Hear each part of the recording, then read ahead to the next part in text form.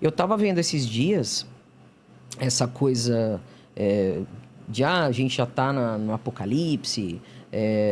São várias coisas que estão acontecendo. A espiritualidade também entra em contato, né? A gente se conecta. Mas realmente está acontecendo um alinhamento do polo energético da Terra, né? Os aviões estão caindo, os celulares já não funcionam bem como antes, a internet dá aquelas, né?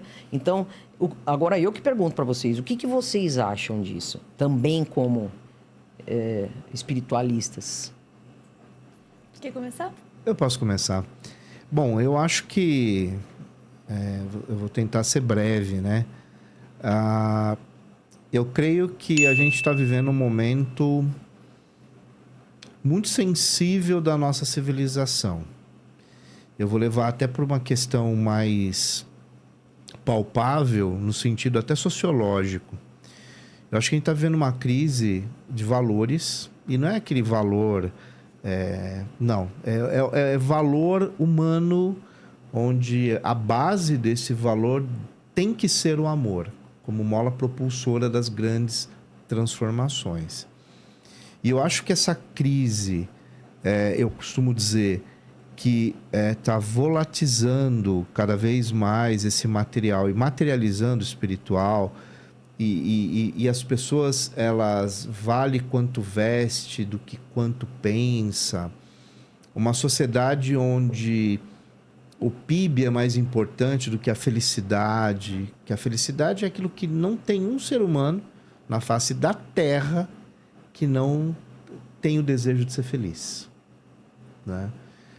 E o caminho da felicidade está muito equivocado, porque ele está pelo viés do capital.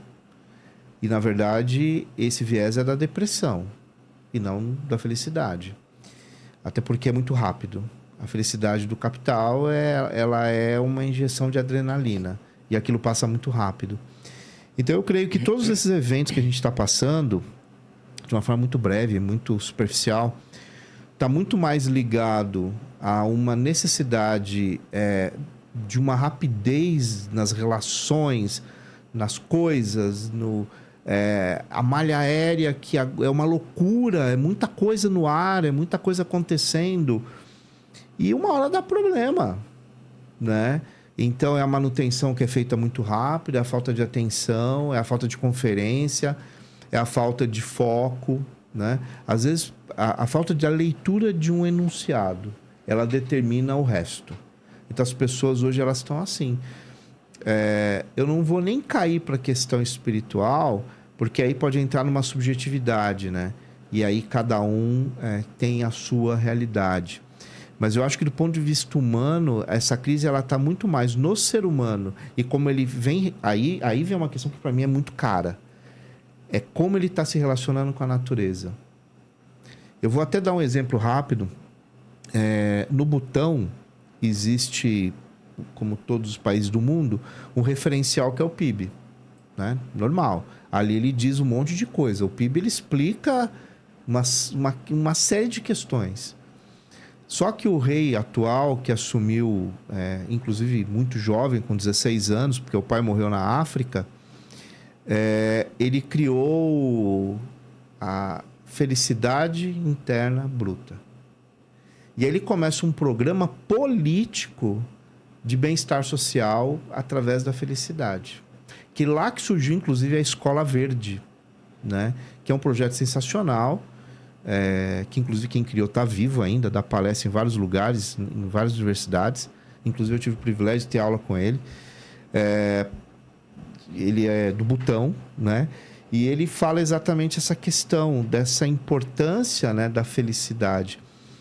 E eu acho que a gente está mirando para o lado errado, entendeu? Que a felicidade hoje ela está extremamente materializada. Sim. E ela está perdendo a essência da nossa natureza primeira, que é a natureza conectada com a natureza, literalmente dizendo, né? Então, acho que todos esses eventos, a natureza gritando, enchentes, maremotos, tsunamis, furacão, isso sempre existiu. Só que a gente tem que discutir a intensidade.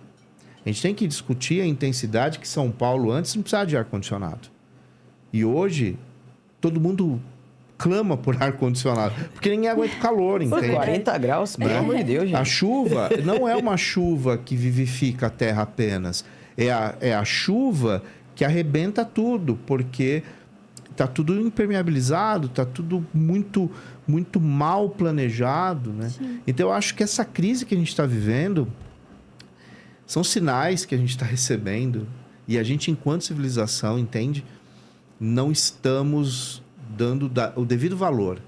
E, infelizmente, para a Ana poder falar, que senão eu vou ficar aqui até amanhã, infelizmente, as lideranças políticas que têm o poder na mão de tomar decisões que são fundamentais e que têm consequências de massa, consequências objetivas, essas pessoas também estão enveredando para opiniões extremamente equivocadas e apenas pautadas no momento do capital dela ali, do seu momento, né?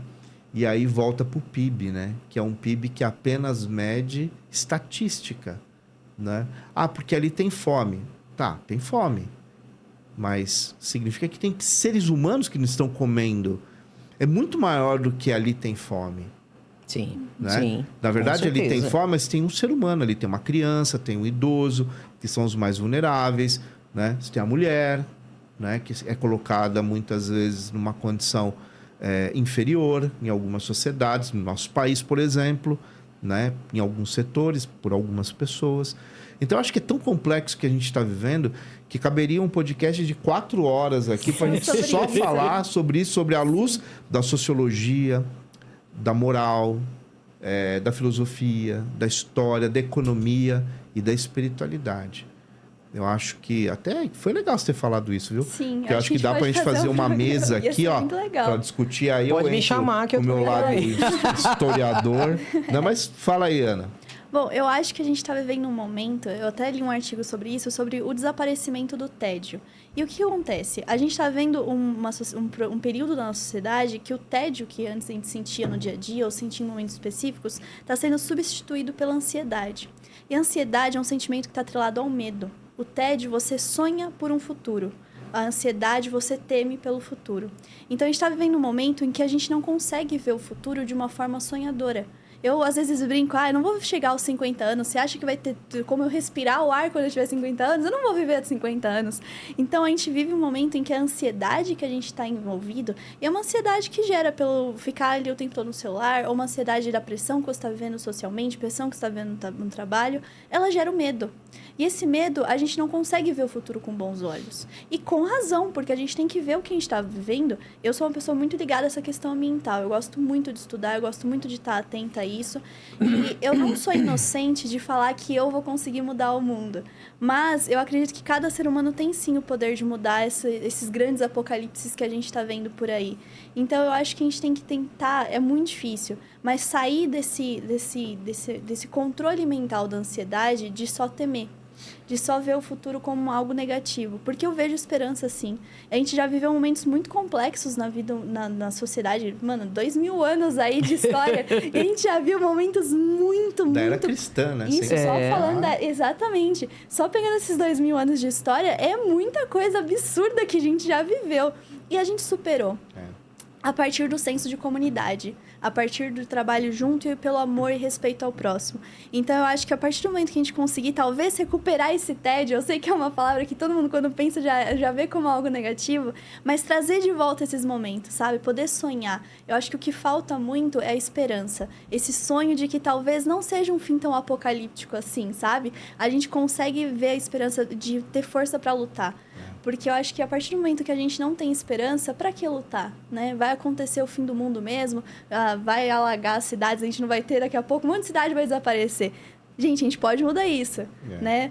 Seja pelas pequenas ações que você possa fazer em casa. Eu sei que não sou eu a maior poluidora do mundo, mas eu acredito que a minha pequena ação vai ter um reflexo, sim. Se todo mundo pensar da mesma forma, eu faço a minha parte, porque se a gente faz a nossa, se todo mundo pensar em fazer a sua parte, a gente tem um planeta melhor, né?